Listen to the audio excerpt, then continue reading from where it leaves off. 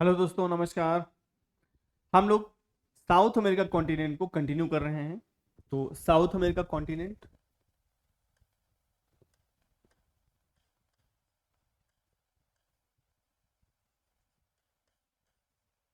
South America continent, इसी को हम लोग आगे कंटिन्यू करेंगे। तो साउथ अमेरिका कॉन्टिनेंट में यहां पर हम बना लेते हैं, जैसे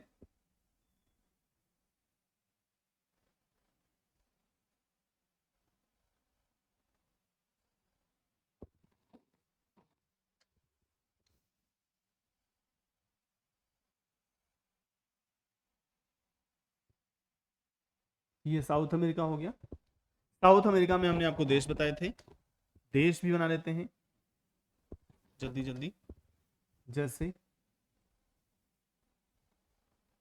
ये हो गया चिली, चिली के पड़ोस में पेरू, पेरू के पड़ोस में कोलंबिया, सॉरी, चिली, पेरू, ये इक्वेडोर, इक्वेडोर के पड़ोस में कोलंबिया, फिर वेनेजुएला, फिर French Guiana, sorry Guyana, Guyana के बाद सूरीनाम, और सूरीनाम के बाद फ्रेंच गुयाना, यहाँ पर बोलीविया,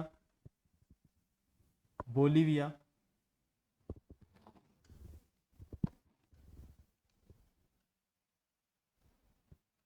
यहाँ पर उरुग्वे, और ये पराग्वे। ये वाला ब्राजील, ये वाला अर्जेंटीना, यानी चिली एक, पेरू दो, इक्वेडोर तीन, कोलंबिया चार, वेनेजुएला पाँच, गुयाना छः, सूरीनाम सात, फ्रेंच गुयाना आठ, ब्राज़ील नौ, उरुग्वे 10, पराग्वे 11, और अर्जेंटीना 12, और ये आपका बोलीविया 13। तो यही कुल 13 देश हैं, और इन 13 देशों की अब हम बात करेंगे। इनमें से जो ब्राजील देश है दोस्तों, ये वाला ब्राजील, यही है ब्राजील, ब्राजील, ब्राजील जो है, इस ब्राजील के बारे में अगर हम बात करें तो इसकी जो कैपिटल है, इसकी कैपिटल का नाम है ब्राजीलिया। ब्राजील की राजधानी, ब्राजील की कैपिटल, कैपिटल का नाम है ब्राजीलिया। ब्राजीलिया इसकी राजधानी है, और ब्राजीलिया राजधानी तो बहुत फेमस है इसकी, ठीक है। दक्षिणी अमेरिका पूरे कॉन्टिनेंट में, पूरे साउथ अमेरिका कॉन्टिनेंट में यह अकेला ऐसा देश है जो दो देशों को छोड़कर सभी के साथ बाउंड्री बनाता है। दो देश कौन से हैं? एक तो इक्वेडोर, दूसरा चिली। इक्वेडोर और चिली। तो थोड़ा सा यहां पर हम मैप सही कर देते हैं, रुक जाइए।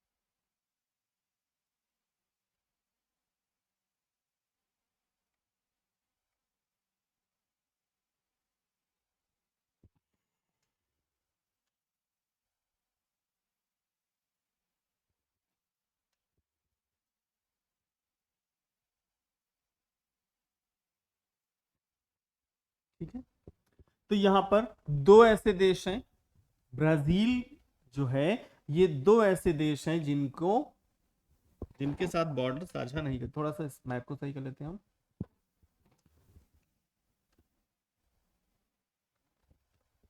हम्म, हाँ अब ठीक है। तो ब्राजील, ब्राजील, दो देशों को छोड़कर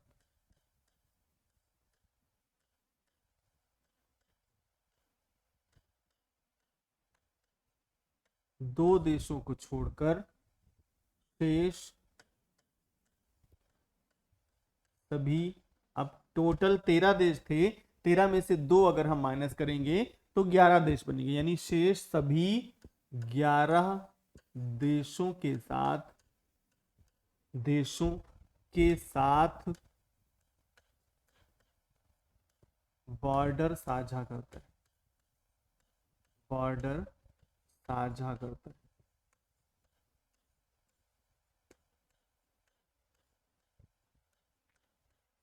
सभी के साथ बॉर्डर साझा करता है, ये बहुत इंपॉर्टेंट चीज है।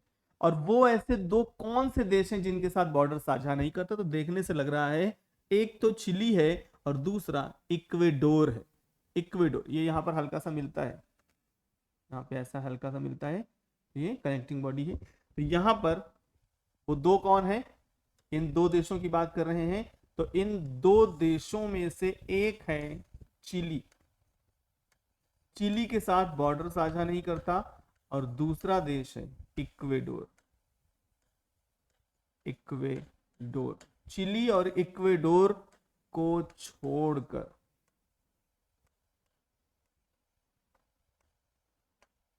इन दोनों को अगर हम हटा दें तो जितने भी देश बचेंगे वो सब ब्राजील से कहीं ना कहीं बॉर्डर बनाते हैं। ध्यान रखिएगा, ब्राजील साउथ अमेरिका का सबसे बड़ा देश है, सबसे बिगेस्ट कंट्री है, वेरी बिगेस्ट, बहुत बड़ा है। ब्राजील देखने से ही लग रहा है कि सबसे बड़ा है, और ये सबसे बड़ा देश है। और इक्वेडोर और चिली के साथ बॉर्डर नहीं बनाता है, बाकी सभी 11 देशों के साथ ये बॉर्डर अपना साझा करता है। ठीक है, यह विश्व का सबसे बड़ा देश है, ध्यान रखिएगा। यह क्षेत्रफल में ब्राजील की अगर हम बात करें तो क्षेत्रफल में विश्व में 5वें नंबर पे आता है। ठीक है, 5वां सबसे बड़ा देश है। और जनसंख्या में, ठीक है, साउथ अमेरिका के जो सबसे बड़ा देश है उसमें तो ब्राजील का नाम नंबर 1 पे है।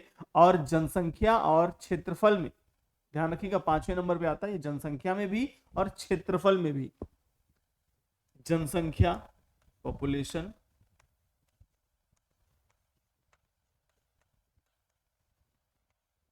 और एरिया में 5th रैंकिंग, 5th नंबर, 5वें नंबर पे आता है। जनसंख्या और क्षेत्रफल में 5वां सबसे बड़ा देश है। यहां पर मतलब साउथ अमेरिका कॉन्टिनेंट की पूरे की बात करी जाए तो यहां पर लौह अयस्क सबसे ज्यादा उत्पादन होता है। लौह अयस्क का उत्पादन करने वाला सबसे बड़ा एक देश है। लौह अयस्क का मतलब लौह अयस्क, लौह अयस्क, लौह अयस्क, लौह माने लोहा, और लोहे को हम कहते हैं आयरन, यानी आयरन, और अयस्क का मतलब होता है ओर, आयरन ओर, यानी लौह अयस्क। लोहा होता है, उसके कुछ अयस्क होते हैं, उन्हीं अयस्कों की बात कर रहे हैं, उन्हीं की अयस्क का सर्वाधिक उत्पादन यहां पर होता है। यहीं पर दोस्तों कॉफी का प्रोडक्शन भी होता है, बहुत ज्यादा मात्रा में कॉफी उगाई जाती है। कॉफी अब पेय पदार्थ जानते ही हैं, और बहुत सारे लोग कॉफी पीने का प्रेफरेंस भी करते होंगे, चाय से ज्यादा उनको कॉफी अच्छी लगती होगी, क्योंकि नींद भगाने का काम करती है कॉफी, जानते हैं आप। अगर रात में आप पढ़ाई कर रहे हैं तो कॉफी पीने से नींद भाग जाती है, आपने ट्रायल किया होगा, प्रैक्टिकल किया होगा।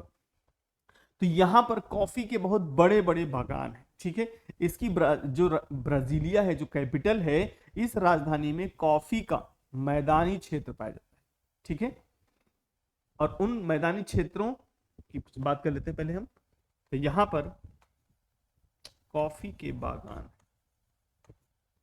कॉफी के बागान पाए जाते हैं, कॉफी के बागान पाए जाते हैं, और बागानों में ये बहुत अग्रणी है, कॉफी के बागानों में ये अग्रणी है।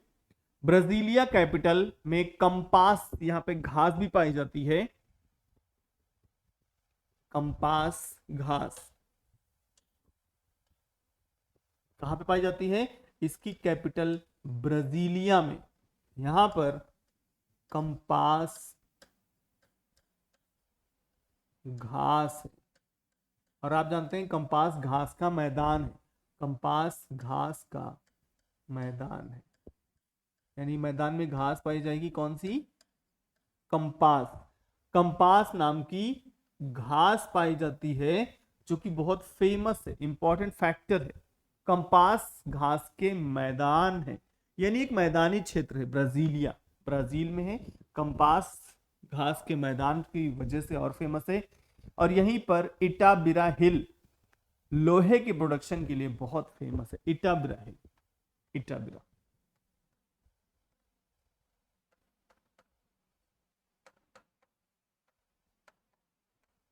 इटाबिरा हिल, हिल माने पहाड़ी, इटाबिरा पहाड़ी में लोहे का उत्पादन होता है, मींस प्रोडक्शन।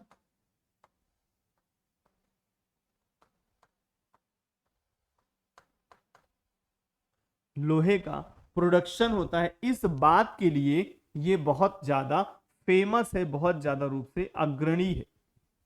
ध्यान रखिएगा क्योंकि ये बहुत सब इंपॉर्टेंट फैक्टर्स हैं और ये बहुत ज्यादा मायने रखते हैं, क्योंकि अगर ये भूल गए तो फिर बहुत दिक्कत होगी। ठीक है, यहीं पर एक जगह पड़ती है, एक शहर है, एक सिटी है जिसका नाम है साओ पाउलो। और साओ पाउलो शहर अमेरिका का, यानी पूरे साउथ अमेरिका का सबसे बड़ा एक शहर है। ठीक है, सबसे बड़ा शहर है। हम अगली स्लाइड में लिख लेते हैं।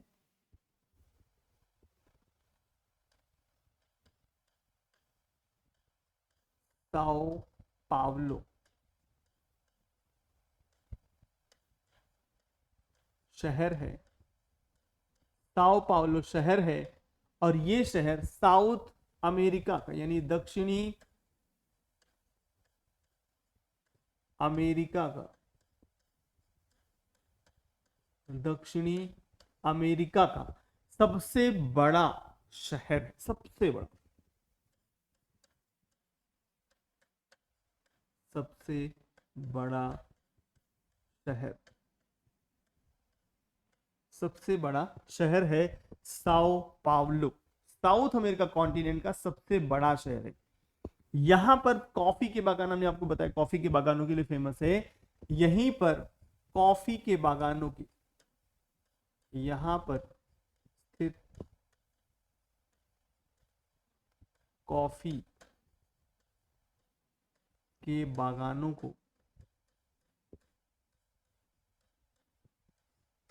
कॉफी के बागानों को फजेंडा कहते हैं। कॉफी के बागानों को फजेंडा कहते हैं। FAZANFAZANDAS,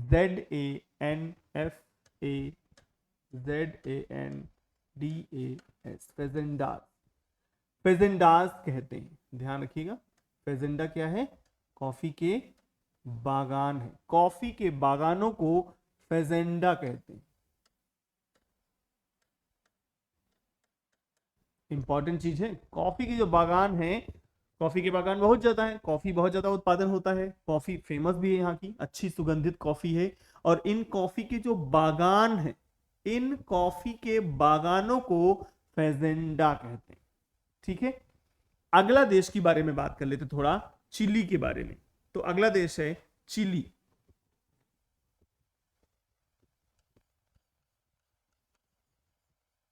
चिली,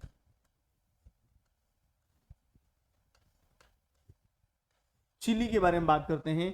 तो ये जो चिली है, इसकी जो कैपिटल है उसका नाम है सैंटियागो। चिली की राजधानी सैंटियागो, इसकी कैपिटल,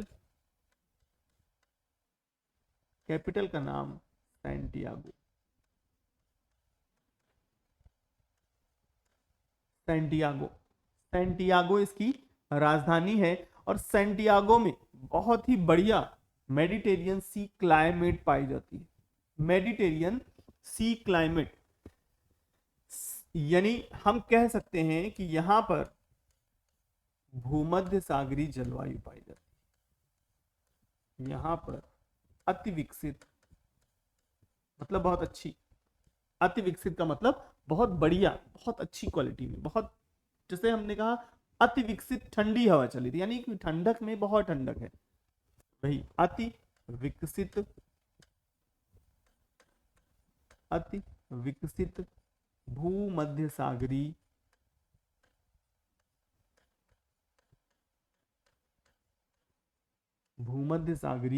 जलवायु पाई जाती है।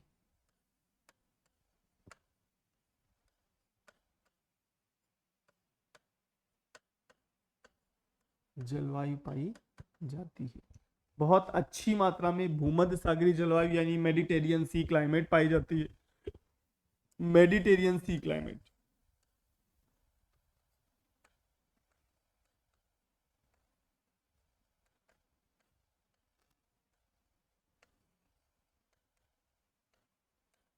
मेडिटेरियन सी क्लाइमेट पाई जाती है। मेडिटेरियन यानी भूमध्य सागर, भूमध्य सागरीय जलवायु कहाँ होगी? भूमध्य सागर के आसपास होगी।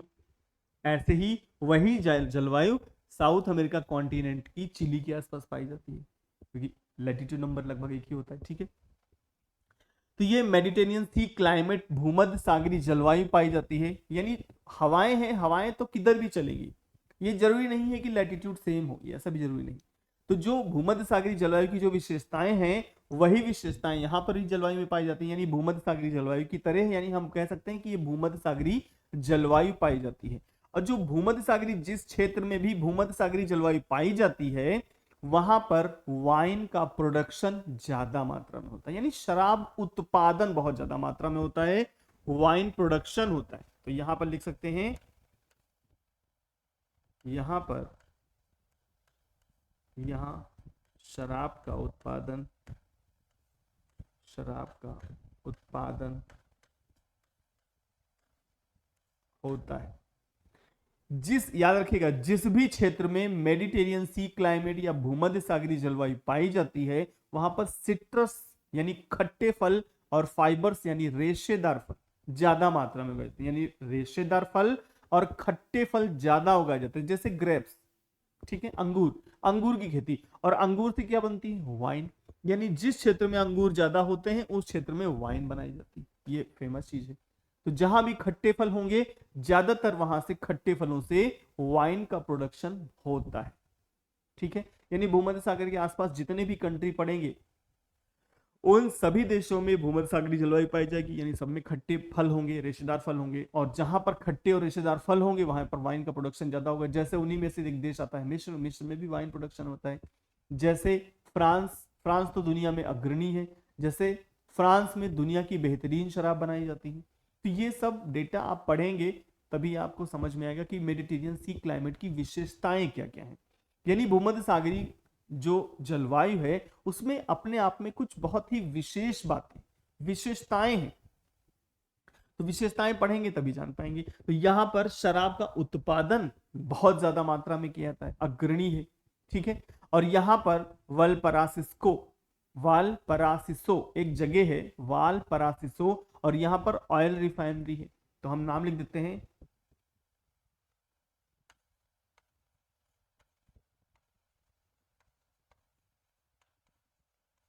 वालपरासिसो ये जगह का नाम है। और इस वालपरासिसो में ऑयल रिफाइनरी है। ऑयल रिफाइनरी का मतलब होता है तेल शोधनशाला, तेल शोधनशाला,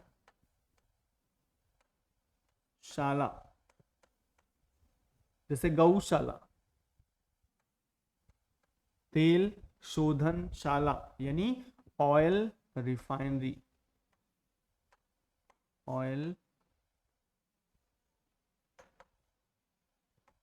ऑयल रिफाइनरी है। ऑयल रिफाइनरी यानी तेल शोधनशाला है। ठीक है, और यहीं पर पूरे सदर्न हेमिस्फीयर का यानी दक्षिणी गोलार्ध का सबसे बड़ा शराब का उत्पादन भी यही वालपरासिसो में होता है।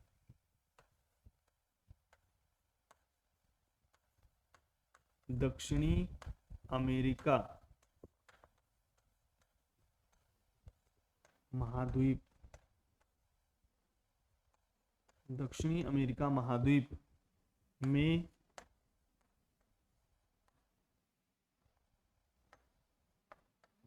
सबसे बड़ा शराब उत्पादक केंद्र है। शराब उत्पादन या उत्पादक केंद्र है, एक सेंटर है जहां से वाइन का प्रोडक्शन बहुत ज्यादा होता है। यानी पूरे साउथ अमेरिका कॉन्टिनेंट में वालपरासिसो एक ऐसी जगह है जहां पर वाइन प्रोडक्शन बहुत ज्यादा मात्रा में किया जाता है। ये इंपॉर्टेंट चीज है, ठीक है। अगला एक जगह का नाम पड़ता है एरिको। एरिको भी चिली में ही पड़ता है। एरिको के बारे में बात कर लेते हैं। एरिको एक जगह पड़ती है, एरिको या एरिका भी बोलते हैं इसको, एरिका। एरिका जो है, इस एरिका में ये अगर इसकी लोकेशन की हम बात करें तो ये चिली का उत्तरी भाग है। जैसे मैप में देख लें यहाँ पे, तो ये है चिली, यानी ये इस जगह पर पाई जाती है, यहाँ पे इस जगह पे, यहाँ पे ये है एरिका। तो ये एरिका है, और इस एरिका में यहाँ पर एरिका की अगर हम बात करें तो फेमस इसलिए है क्योंकि चिली के उत्तरी भाग में है और विश्व का सबसे शुष्कतम स्थान है पूरे दुनिया का। ध्यान रखिएगा, विश्व का शुष्कतम स्थान है यह चिली देश के उत्तरी भाग में स्थित है।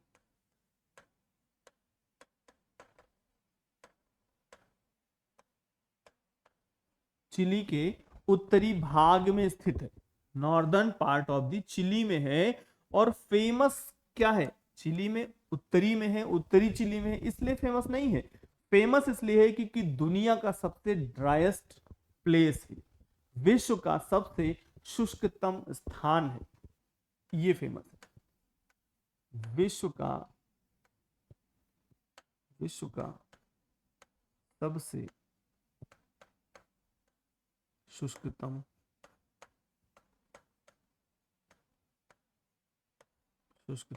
स्थान, विश्व का सबसे शुष्कतम स्थान है, ड्राइएस्ट प्लेस है ये दुनिया का। पिछले 16 साल में यहां पर पानी नहीं बरसा भाई, पिछले 16 साल से बारिश ही नहीं हुई।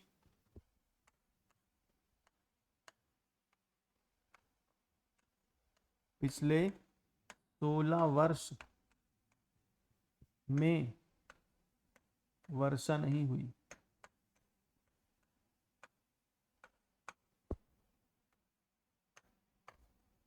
पिछले 16 साल में यहां पर पानी ही नहीं बरसा। और अगर हम पिछले 33 साल का आंकड़ा उठा के देखें तो 33 साल क्या, लगभग 31 साल, 33 या 31, 33 से 31 के बीच में अगर हम आंकड़ा उठा के देखें तो मात्र और मात्र 3 सेंटीमीटर वर्षा रिकॉर्ड की गई। भाई 3 सेंटीमीटर बहुत कम होती है, क्योंकि भारत में जब मानसून आता है, इंडियन मैकेनिज्म जब 1 जून को आता है कालीकट में केरल के, तो वहां पर जो बरसात होती है, यानी उसकी वजह से जो पश्चिमी घाट के पश्चिमी हिस्से पर जो रेनफॉल होती है वो 200 सेंटीमीटर प्लस होती है, यानी 200 सेंटीमीटर से भी ज्यादा वर्षा रिकॉर्ड की जाती है एवरी ईयर, एक साल में, हर एक साल में लगभग 200 सेंटीमीटर से ज्यादा वर्षा हम रिकॉर्ड करते हैं। अब देखिए 200 सेंटीमीटर से भी ज्यादा, और यहां पिछले 31 साल से 33 साल में, 31 से 33 साल में मात्र कितनी, 3 सेंटीमीटर वर्षा। भाई बहुत कम है 3 सेंटीमीटर, यानी ऐसे समझ लो ऊंट के मुंह में टूटा हुआ जीरा भी नहीं पूरा है, उसमें भी टूट गया है 1/4, वो दिया जाए तो क्या पता चलेगा ऊंट को। तो ऐसे ही 16 साल से तो एक छिट्टी भी ना गिरी। पिछले 31 से 33 साल के बीच का अगर हम डेटा उठा के देखें तो वहां पर क्या हुआ है कि 3 सेंटीमीटर वर्षा रिकॉर्ड की, 3 सेंटीमीटर कुछ भी नहीं होता, यानी पूरा का पूरा शुष्कतम स्थान। बात समझे, सूखा है, यानी अब हम क्या होंगे, यहां पर मरुस्थल के लिए तैयार हो जाएंगे। तो ऐसी जगहों पर डेजर्ट एरिया पाए जाते हैं, ठीक है। अगला हम बात करते हैं इक्वेडोर। इक्वेडोर के बारे में थोड़ा सा बात कर लेते हैं। इक्वेडोर की राजधानी क्यूटो है। अगली स्लाइड ले लेते हैं। इक्वेडोर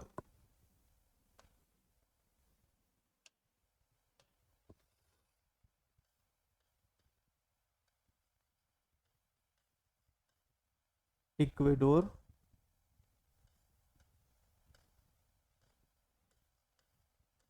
इक्वेडोर, और इक्वेडोर बहुत फेमस है। इक्वेडोर, इसकी जो राजधानी है, कैपिटल है, इसकी राजधानी का नाम क्यूटो है। Quito, CUTO।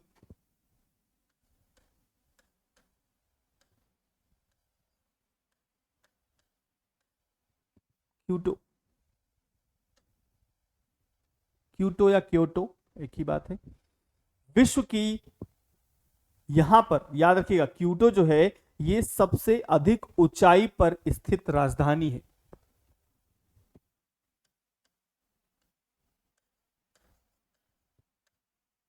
विश्व की सबसे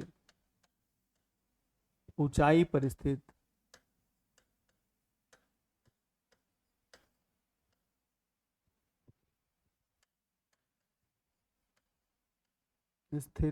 कैपिटल है। दुनिया में सबसे ऊंची राजधानी जो है, वो ऊंची राजधानी सबसे नंबर 1 पे नहीं, सबसे ऊंची जो राजधानी है वो जो एक देश पड़ता है आइसलैंड, आइसलैंड की कैपिटल जो है वो सबसे ऊंचे पर है। लेकिन ये जो कैपिटल है ये विश्व की दूसरी सबसे बड़ी, सेकंड, सेकंड, ठीक है, ये जो है ये दूसरी सबसे बड़ी कैपिटल है, सेकंड है ये।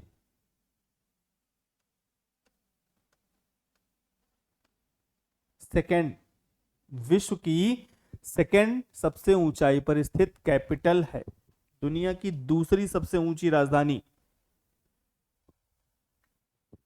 ठीक है, राजधानी है। ठीक है, आगे हम लोग बात करते हैं। अब देशों के बारे में ज्यादा बात नहीं करेंगे क्योंकि देशों के बारे में तो आप लोग पढ़ ही लेंगे। अब हम बात करते हैं पर्वत श्रेणियों की और झीलों की। तो देखिए, हमें झील पढ़नी है, हमको हर एक कॉन्टिनेंट में लेक्स पढ़नी है, और जब हम लेक्स पढ़ लेंगे तो लेक्स के बाद हम लोग माउंटेन्स के बारे में बात करेंगे, फिर रिवर्स के बारे में बात करेंगे। ठीक है, तो यहां पर हेडिंग डालिए इंपॉर्टेंट लेक्स। इंपॉर्टेंट लेक्स, ज्यादा झीलें नहीं है यहाँ पे, तो झीलों के बारे में बात कर लेते हैं, उसके बाद हम लोग इसी क्रम में आगे बढ़ते जाएंगे।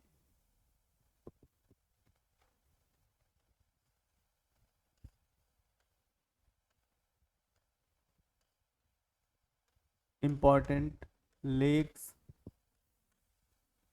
Of South America continent.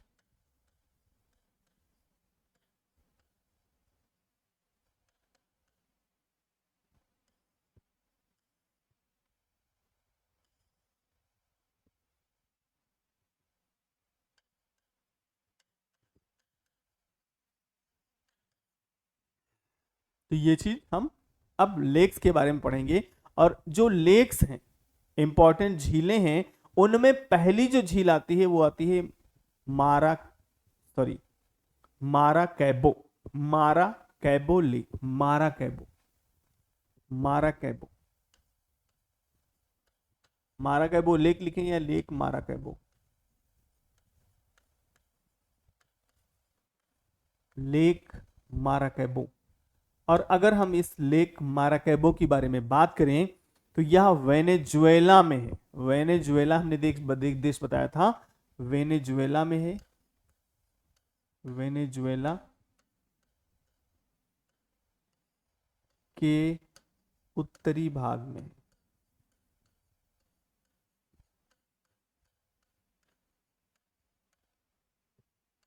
स्थित है। वेनेजुएला के उत्तरी भाग में स्थित है।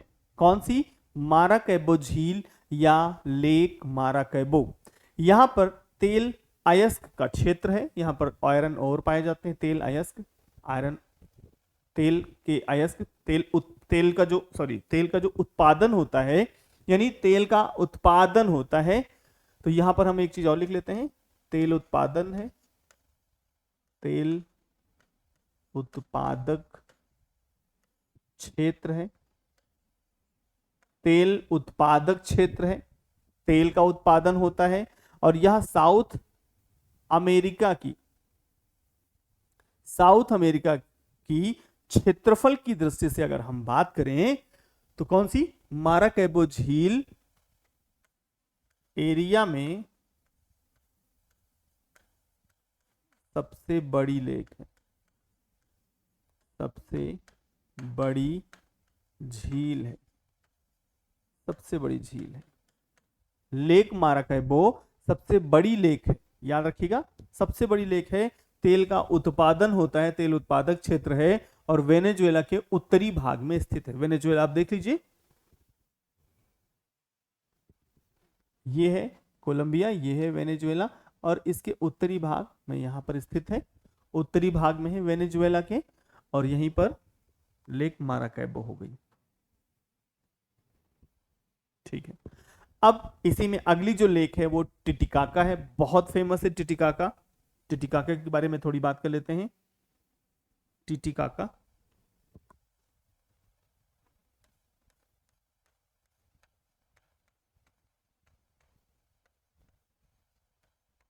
टिटिकाका लेक, टिटिकाका झील के बारे में अगर हम बात करें तो जो टिटिकाका झील है ये पेरू और बोलिविया के बॉर्डर पर स्थित है, बहुत इंपॉर्टेंट है। बोलिविया और पेरू इनके बॉर्डर पे है,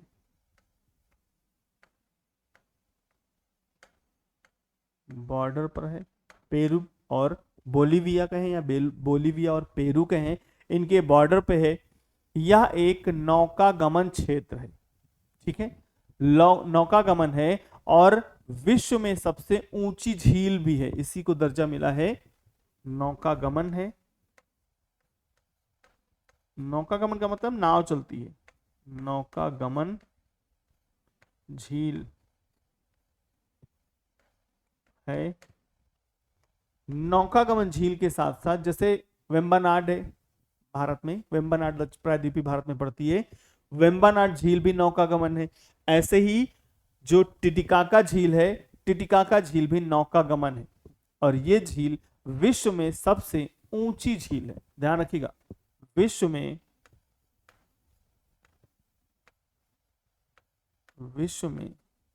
सबसे ऊंची झील है, विश्व में सबसे ऊंची झील है टिटिकाका, सबसे ऊंची झील है। अगला एक ब्राजील में पड़ती है, उस ब्राजील में पड़ने वाली झील का नाम है मिरिम झील, मिरिम लेक। मिरिम के बारे में बात कर लेते हैं। एक लेक है, इसका नाम है मिरिम लेक और मिरिम लेक है ब्राजील में, ब्राजील देश में है, ब्राजील देश की मिरिम झील। और ब्राजील देश में है, बस ज्यादा कुछ खास नहीं है, तो ये सिर्फ और सिर्फ ब्राजील देश में है। ये इंपॉर्टेंट फैक्टर्स हो गए लेक्स के बारे में, झीलों के बारे में इंपॉर्टेंट हो गए हैं। अब हम लोग बात करेंगे प्रमुख नदियों की, अब नदियों के बारे में बात करेंगे, उसके बाद माउंटेन्स के बारे में बात करेंगे। तो अब हम लोग रिवर सिस्टम पे आते हैं, नदी पे आते हैं। सिस्टम क्या, नदियों में कुछ चीजें हैं जो जानना है, जैसे रिवर्स, इंपॉर्टेंट रिवर्स,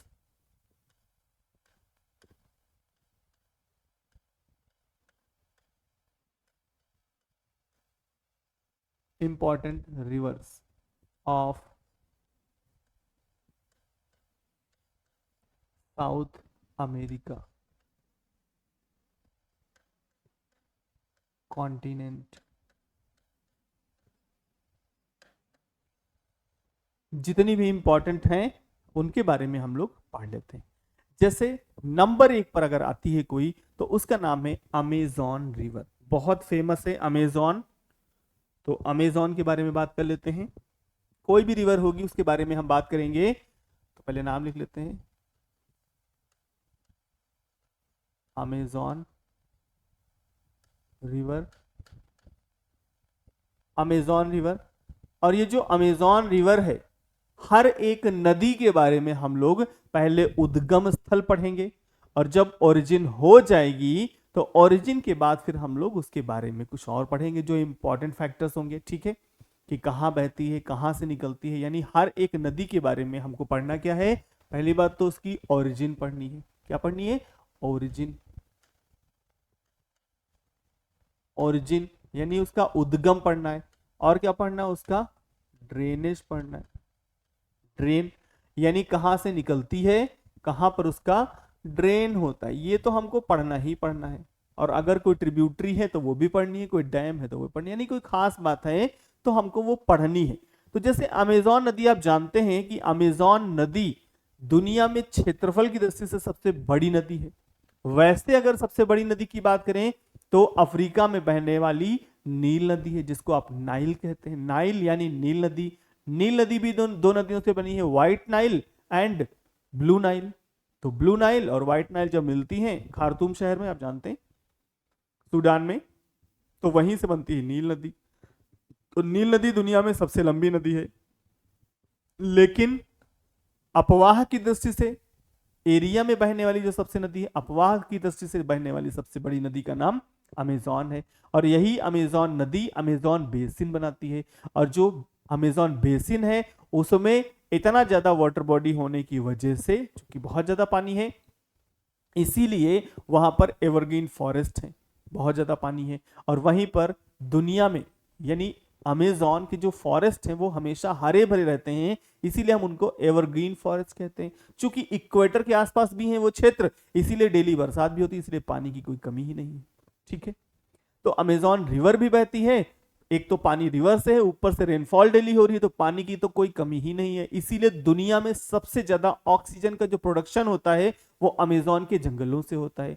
और अमेजॉन के जंगल अमेजॉन नदी के किनारे पर बसे होने की वजह से उसी के बीच से अमेजॉन नदी निकल जाती है, यानी इसका प्रभाव बहुत अच्छा पड़ता है। यानी हमेशा हरे भरे रहने वाले जंगल हैं वो। अमेजॉन के जो जंगल हैं वो दुनिया में सबसे ज्यादा ऑक्सीजन का प्रोडक्शन करते हैं, इसीलिए उसको हार्ट ऑफ दी वर्ल्ड कहते हैं, यानी विश्व का फेफड़ा है, लंग्स है वो, फेफड़ा है, फेफड़े का काम करते हैं। जैसे फेफड़ा जो है वो प्यूरिफाई करता है, फिल्टर करता है, ठीक है। तो हम क्या कहेंगे कि ये विश्व का फेफड़ा है, यानी सबसे ज्यादा ऑक्सीजन कहां से निकल रही है? अमेजॉन के जंगलों से निकल रही है। तो इसलिए जो बायोडायवर्सिटी होगी वो भी बहुत ज्यादा होगी। यानी जो अमेजॉन के जंगल हैं वो विश्व में सबसे नंबर 1 पर जैव विविधता वाले क्षेत्र में आते हैं, नंबर 1 पे हैं। तो यहां पर जो इसका ओरिजिन है, ओरिजिन की अगर हम बात करें तो वो एंडीज माउंटेन है। कौन सा माउंटेन? एंडीज, यानी साउथ अमेरिका कॉन्टिनेंट में एक पर्वत है जिसका नाम है एंडीज। Andes mountain. और एंडीज माउंटेन तो कई सारे देशों में फैला है साउथ अमेरिका में, देखिए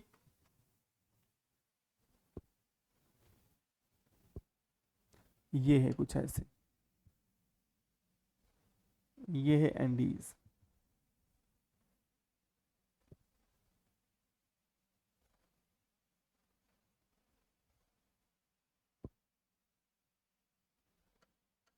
ये है, इस पहाड़ का नाम है एंडीज, एंडीज पर्वत।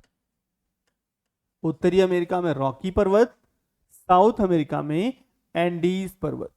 ये दोनों ही इंपॉर्टेंट है, याद रखिएगा। तो ये जो पेरू में है, यह है चिली, यह है Peru, P for Peru, Peru. तो जो पेरू में एंडीज पर्वत पड़ता है, इसी एंडीज पर्वत से यानी पेरू में स्थित एंडीज पर्वत से अमेजॉन नदी निकलती है। एंडीज पर्वत पेरू में, पेरू देश में जो एंडीज पर्वत पड़ता है वहीं से अमेजॉन रिवर का उद्गम होता है, यानी उद्गम स्थल है।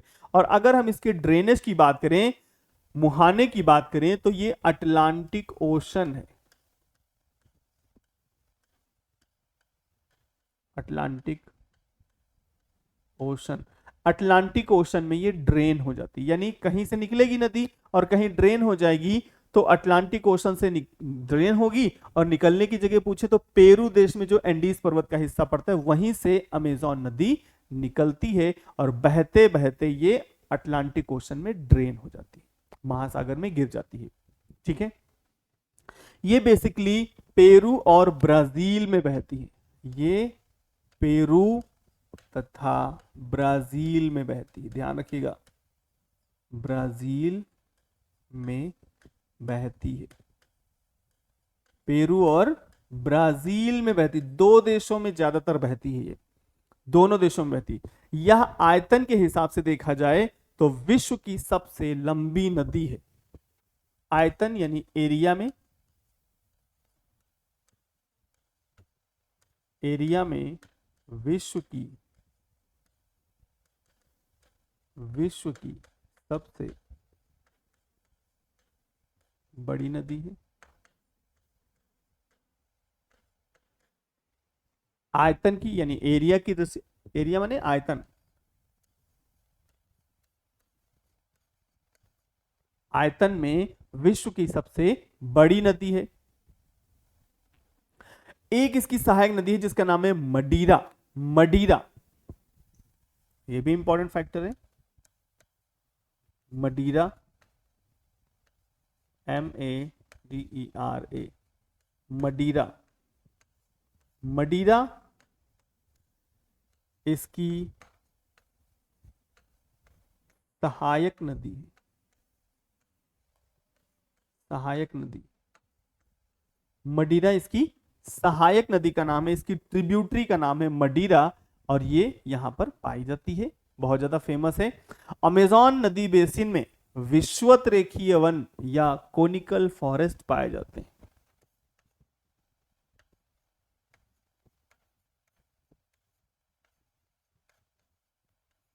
अमेजॉन नदी में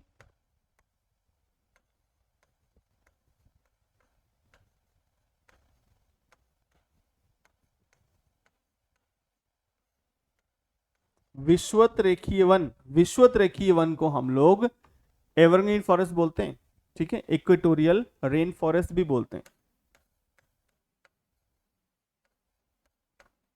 इक्वेटोरियल रेन फॉरेस्ट,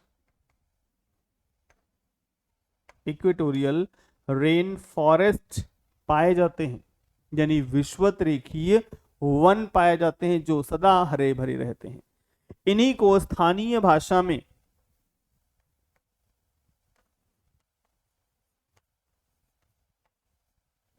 स्थानीय भाषा मतलब लोकल लैंग्वेज में, स्थानीय भाषा में इन्हें एक नाम दिया गया है जो बहुत फेमस है, सेल्वास कहते हैं। ये इंपॉर्टेंट फैक्टर, स्थानीय भाषा में इन्हें सेल्वास के नाम से जाना जाता है, सेल्वास कहते हैं, ध्यान रखिएगा। और अमेजॉन बेसिन में ही पहली बार रबर की खोज हुई थी, रबर, रबड़ नहीं रबर, रबर के खेत होते हैं, यहीं पर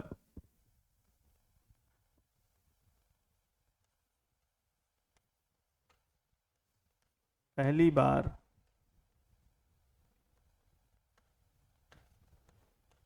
यहीं पर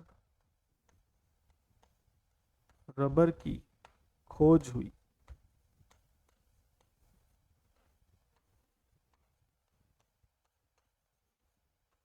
दुनिया में पहली बार इसी क्षेत्र में यानी अमेजॉन के जंगलों में ही रबर की खोज की गई। रबर की खोज के लिए अमेजॉन के जंगल बहुत ज्यादा प्रसिद्ध हैं, ध्यान रखिएगा, इंपॉर्टेंट फैक्टर हैं ये सारे, क्योंकि अमेजॉन के जो जंगल है ना, अमेजॉन के जंगलों में सबसे ज्यादा ऑक्सीजन मिलती है दुनिया में, ध्यान रखिएगा।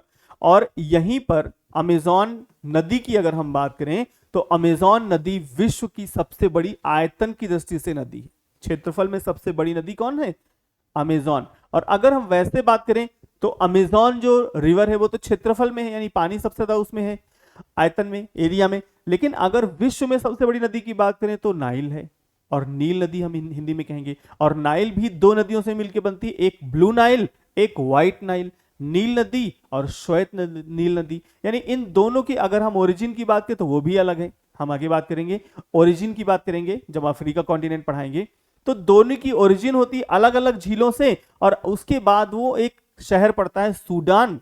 सूडान से एक हिस्सा अलग हो गया है, साउथ सूडान, जो दुनिया का सबसे नया देश भी है। तो जो खार्तूम शहर पड़ता है सूडान में, वहीं पर दोनों मिल जाती हैं, यानी व्हाइट नाइल और ब्लू नाइल आपस में मिल जाती हैं। मिलने के बाद दोनों का पानी एक साथ बहता है, यानी जब एक साथ बहेगा तो उसी को हम लोग नाइल कहते हैं, नील नदी कहते हैं। तो ऐसे हम लोग इसको पढ़ेंगे। तो जो अगली नदी है, अगली रिवर की अगर हम बात करें तो अगली नदी का नाम है मैग्डालेना रिवर। मैग्डालेना, तो कलर चेंज कर लेते हैं, मैग्डालेना।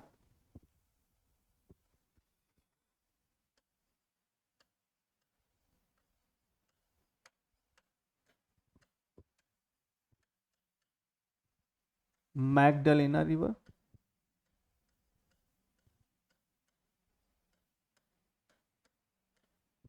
मैग्डालेना नदी। और जो मैग्डालेना नदी है, इसके बारे में अगर हम बात करें तो ये भी एंडीज पर्वत से निकलती है। और तो अगर हम इसकी उद्गम की बात करेंगे, ओरिजिन की, तो ये एंडीज माउंटेन से निकलती है। एंडीज माउंटेन से निकलती है। और कैरेबियन सागर एक पड़ता है, कैरेबियन सागर हमने आपको बताया था, कैरेबियन सी, यहां पर पड़ता है, इस जगह पर कैरेबियन सागर।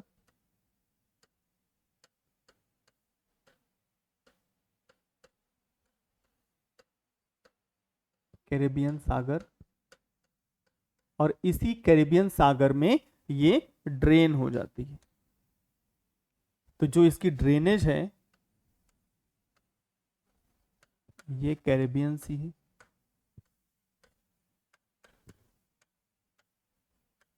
कैरेबियन सी, कैरेबियन सागर में गिर जाती है। निकलती कहां से है? एंडीज पर्वत से निकलती है, और इसका मुहाना यानी ड्रेनेज कहां है? वो कैरेबियन सागर है। और यह रिफ्ट वैली में होके बहती, ये खास बात है। क्या खास बात है? ये रिफ्ट वैली में बहती है, रिफ्ट वैली। इस रिफ्ट वैली को हिंदी में भ्रंश घाटी कहते हैं, भ्रंश घाटी। भ्रंश घाटी से होकर बहती है, भ्रंश घाटी से होकर बहती है, रिफ्ट वैली में होकर बहती। तो ये एक बहुत ही ज्यादा इंपॉर्टेंट फैक्टर है। यहीं पर एक और नदी है जिसका नाम है ओरिनेको रिवर। तो ओरिनेको के बारे में भी थोड़ी सी बात कर लेते हैं, 2-4 मिनट और।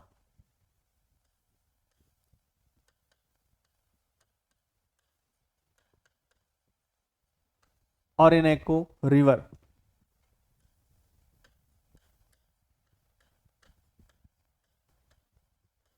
ओरिनेको नदी।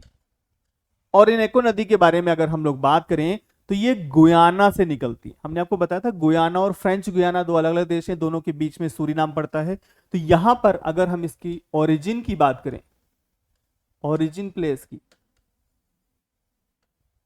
उद्गम स्थल की, तो जो इसका ओरिजिन पढ़ना है हमें और ड्रेनेज पढ़ना है, हर एक नदी में हमने पढ़ा है। तो जो ओरिजिन है वो हाईलैंड से होती है, लेकिन किसके हाईलैंड से? गुयाना से, यानी हाईलैंड ऑफ दी गुयाना या गुयाना की उच्च भूमि से निकलती है। गुयाना एक देश पड़ता है, गुयाना में भी हाईलैंड, गुयाना की हाईलैंड का मतलब होता है उच्च भूमि। जैसे कहीं कहीं पर आपने देखा होगा समतल होता है, कहीं कहीं पर उभरा हुआ स्थान होता है उसको हम उच्च भूमि कहते हैं, कहीं कहीं धसा हुआ स्थान होता है उसको हम लोलैंड एरिया बोलते हैं। धसा हुआ स्थान लोलैंड एरिया, समतल भूमि प्लेन एरिया, और उच्च भूमि यानी हाईलैंड एरिया। ठीक है, तो यहां पर हाईलैंड कहां का है? गुयाना देश में जो उच्च भूमि है वहां से निकलती है ओरिनेको नदी। और अगर हम इसके ड्रेनेज की बात करें तो इसी के पड़ोस में पड़ता है अटलांटिक ओशन, तो अटलांटिक ओशन में ये ड्रेन हो जाती है। अटलांटिक ओशन, अटलांटिक महासागर में ये ड्रेन हो जाती है, ध्यान रखिएगा। और गिरते समय एक बहुत बड़ा डेल्टा बनाती है। तो हमने बताया था कि जितनी भी नदियां हैं ज्यादातर अगर वो पूरब की ओर गिरती हैं तो वो डेल्टा बनाती हैं। जैसे भारत में भी अगर बंगाल की खाड़ी में गिरती हैं पूर्वी घाट से होके तो वो डेल्टा बनाती हैं, लेकिन अगर पश्चिमी घाट से होके गिरती है तो वो डेल्टा नहीं बनाती, वो एस्चुरी बनाती है। और एस्चुरी को हिंदी में हम लोग ज्वार नदमुख कहते हैं। तो यहां पर ज्वार नदमुख है, ठीक है, तो यहां पर एक डेल्टा बनाती है।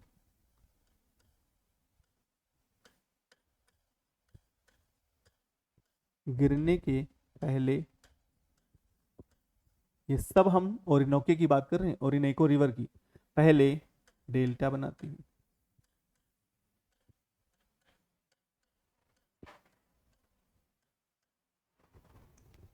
एक डेल्टा बना लेती है, ठीक है।